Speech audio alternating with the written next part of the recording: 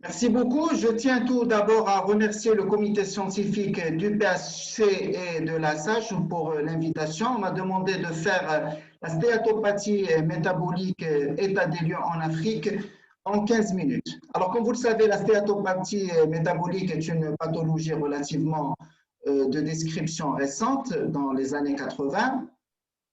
Ces liens intimes avec le syndrome métabolique, l'insulino-résistance ne sont plus à démontrer.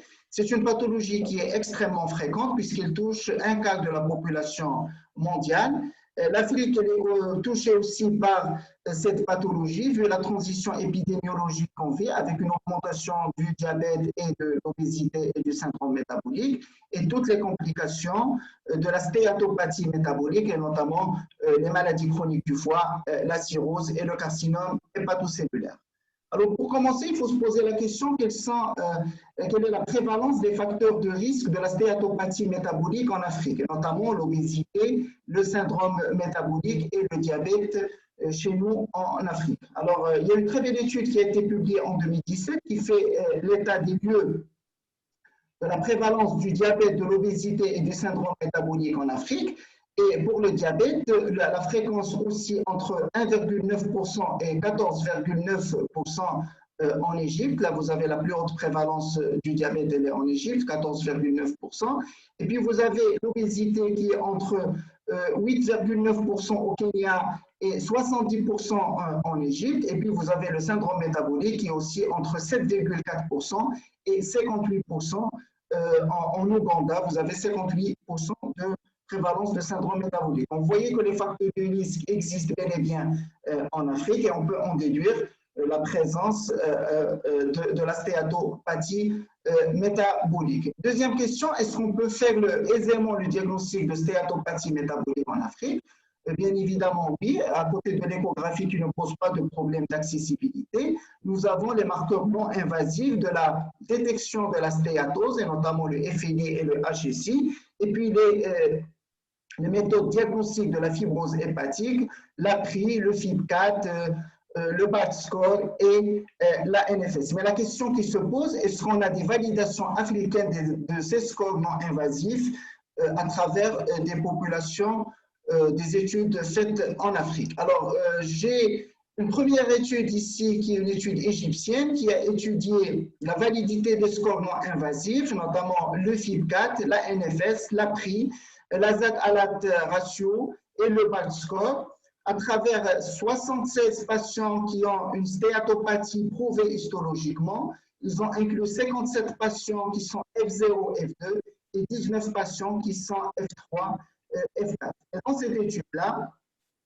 96% des patients étaient bien classés avec la NFS, avec un cutoff en dessous moins de 1,45.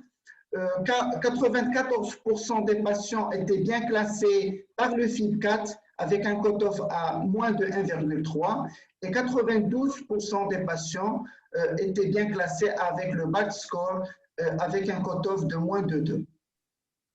Une autre étude sud-africaine a retrouvé des performances diagnostiques correctes pour l'APRI. C'est une étude qui a été faite à travers 111 patients avec stéatose et NASH prouvés histologiquement. Ils ont comparé l'APRI, la NFS et la Z-ALAT ratio.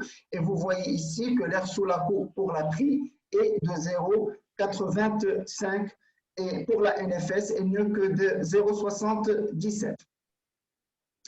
Alors, quelle est actuellement la prévalence de la stéatopathie métabolique en Afrique? Là, vous avez la méta-analyse publiée en 2016 en hépatologie. Vous voyez qu'il y a une prévalence mondiale de 25% de la stéatopathie métabolique.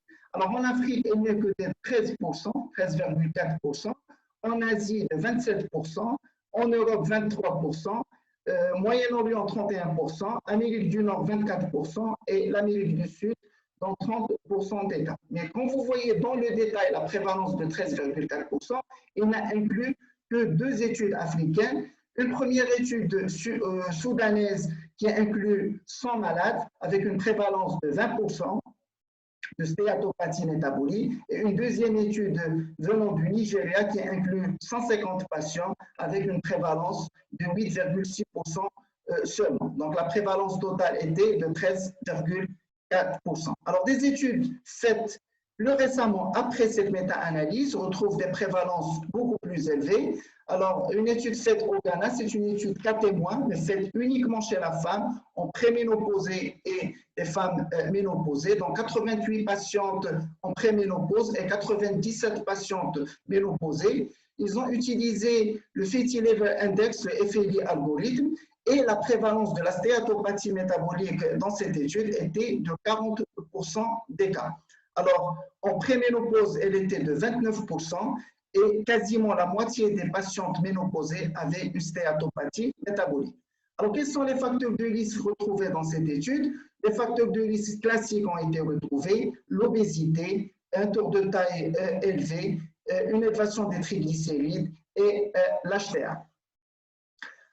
Alors, qu'en est-il de la stéatopathie métabolique chez les groupes de risque en Afrique, et notamment chez les diabétiques? Là, c'est une étude qui a été faite au service d'endocrinologie de Casablanca, en partenariat avec le service où je travaille, qui inclut 281 patients diabétiques, et on a détecté la stéatopathie métabolique par l'échographie et par l'hépatique stéatosis index. Alors, la prévalence de la stéatopathie métabolique dans cette étude, elle était de 47,7%. Et les facteurs de risque qui ont été retrouvés, c'était l'hypertension artérielle dans 41% des cas, la dyslipidémie dans 66% des cas et l'obésité dans 62% des cas. Une autre étude a été faite en Éthiopie qui inclut 96 diabétiques. La stéatopathie métabolique a été détectée par l'échographie et là, on a une prévalence beaucoup plus élevée de 73% des cas.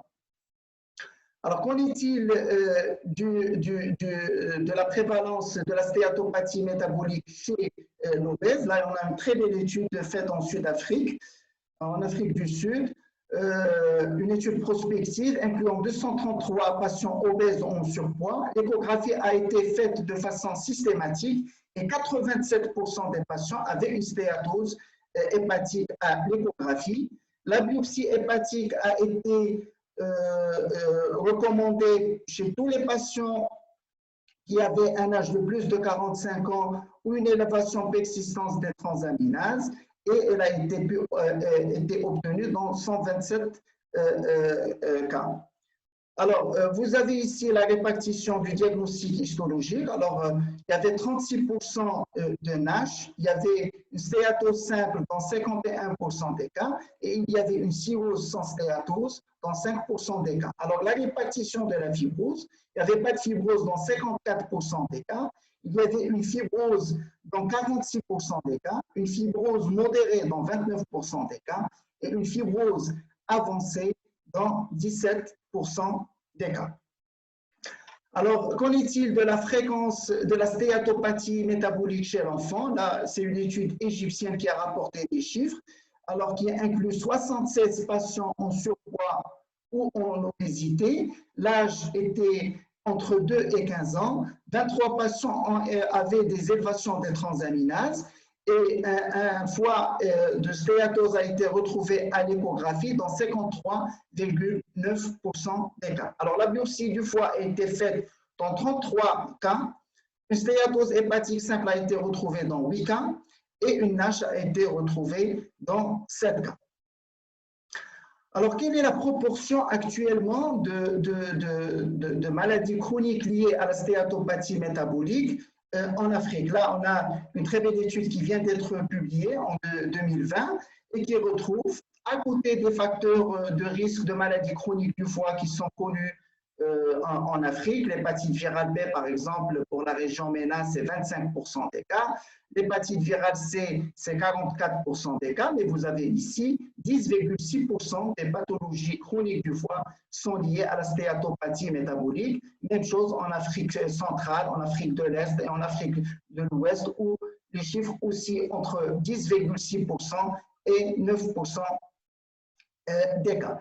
Alors, quelle est la proportion de la cirrhose liée à la stéatopathie métabolique? On a des chiffres qui ont été publiés dans le Lancet en 2020 et vous voyez que par exemple, dans la région nord-africaine, vous avez 16% des cirrhoses chez la femme qui sont liées à la stéatopathie métabolique et 11% des femmes, des hommes qui sont cirrhotiques à cause de la stéatopathie métabolique. On a des chiffres qui aussi pour l'Afrique centrale entre 7 et pour les femmes, 7% et 5% pour les hommes.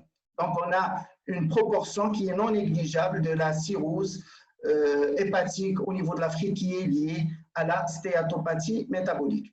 Alors, malheureusement, on n'a pas de proportion de cirrhose NASH qui est responsable de CHC en Afrique, mais on sait à travers les études américaines que l'ethnicité n'est pas un facteur qui prédit la survenue de CHC sur les cirrhoses NASH, puisque dans une étude américaine, on a retrouvé comme facteur prédictif de la survenue de CHC sur cirrhose NASH que l'âge de début de la cirrhose, de diagnostic de la cirrhose et la prise d'alcool, et donc le fait d'être caucasien ou pas ne jouait pas de rôle dans la survenue de CHC. Alors, quelles sont les prévisions de la stéatopathie métabolique en Afrique? Vous voyez que le pourcentage de changement annuel estimé de la stéatopathie métabolique entre 1990 et 2017, alors les plus fortes progressions sont notées au niveau de l'Afrique du Nord et l'Afrique du Sud. Vous voyez que là, en rouge foncé, vous avez les pourcentages de changement annuel les plus importants, et vous voyez que ici, c'est beaucoup plus élevé contre des régions d'Amérique du Nord ou de l'Asie, notamment la Chine et la Russie. Même chose concernant l'obésité. Vous voyez ici le changement annuel relatif de l'obésité en Afrique. Ça, c'est une étude qui inclut 42 pays en voie de développement en Amérique latine, en Asie et en Afrique. Vous voyez que la proportion de la progression de l'obésité est très importante en Afrique centrale et l'Afrique de l'Ouest, notamment en milieu rural pour l'Afrique centrale.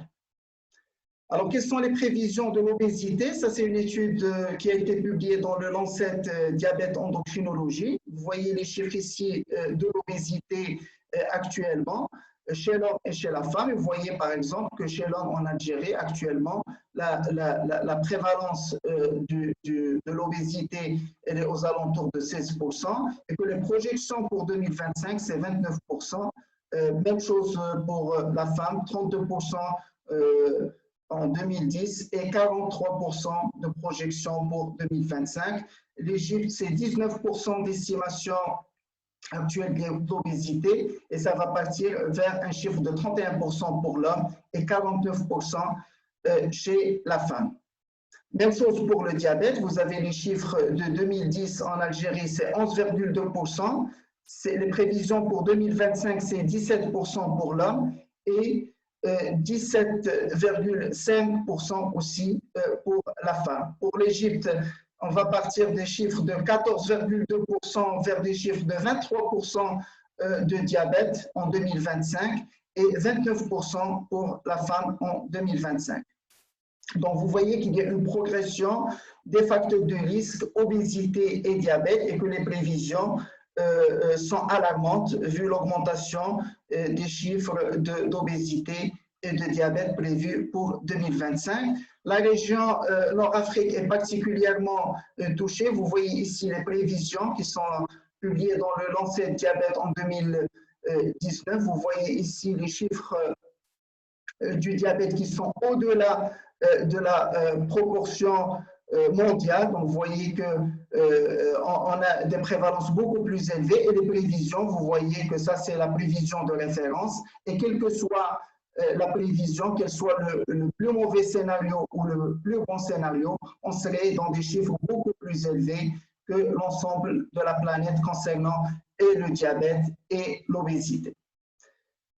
Alors, en conclusion, l'Afrique actuellement, elle connaît une transition épidémiologique. Vous avez vu les chiffres en augmentation de l'obésité et du diabète de type 2 et que la stéatopathie métabolique actuellement, c'est des chiffres entre 15% et des chiffres beaucoup plus élevés dans les populations à risque. Et donc, les conséquences vont arriver sûrement, la cirrhose et le CHC. Et donc, il faut absolument mettre en œuvre des stratégies de diagnostic et de prise en charge pour combattre la stéatopathie métabolique. Et je vous remercie.